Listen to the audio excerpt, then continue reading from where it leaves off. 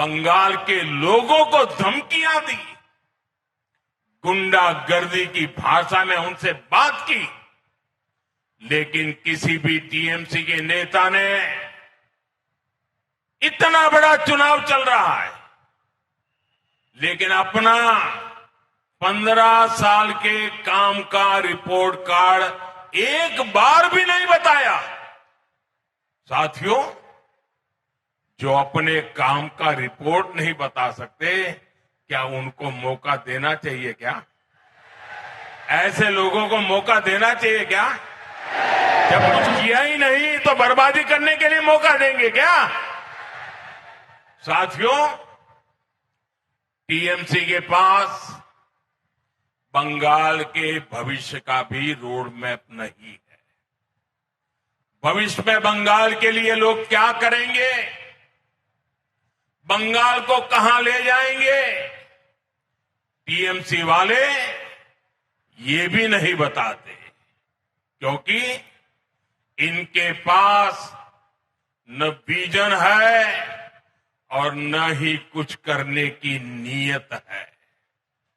साथियों, बंगाल में परिवर्तन क्यों आवश्यक है, इसका जवाब बैरकपुर से बेहतर भला कौन जानता है।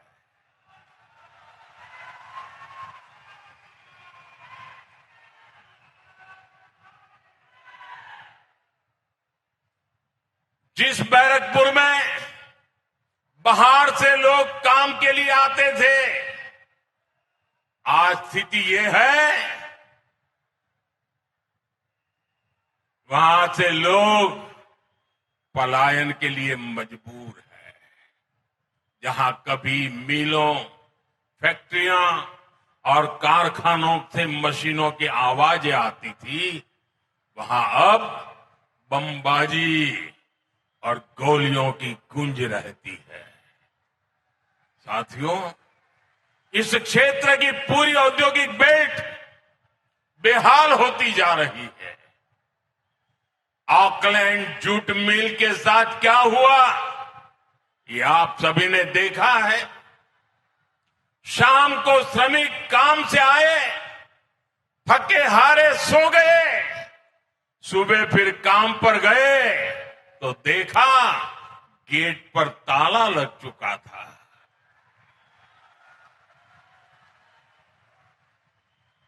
ऐसी खबरें आज बैरकपुर का, बंगाल का दुर्भाग्य बन चुकी है। यहां जूट मिले, पेपर मिले, कपड़ा उद्योग, एक के बाद एक ये सब बंद हो रहे हैं। बीते कुछ महीनों में ही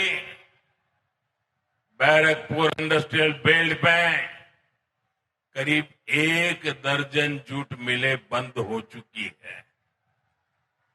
साथियों, एक तरफ आपको रोजगार देने वाली मिलें बंद हो रही है और दूसरी तरफ गुंडों को रोजगार देने वाली कच्चे बम की फैक्ट्रियां फल फूल रही है।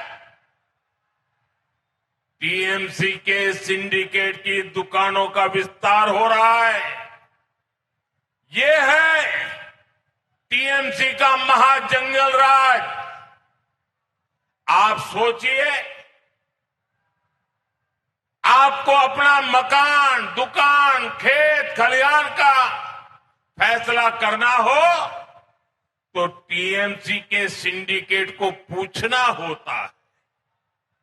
तो फिर नई फैक्ट्री और कारखाने लगाने के लिए क्या क्या नहीं करना पड़ता होगा।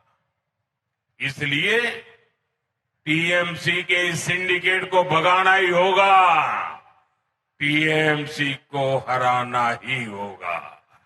हराओगे, पूरी ताकत से हराओगे।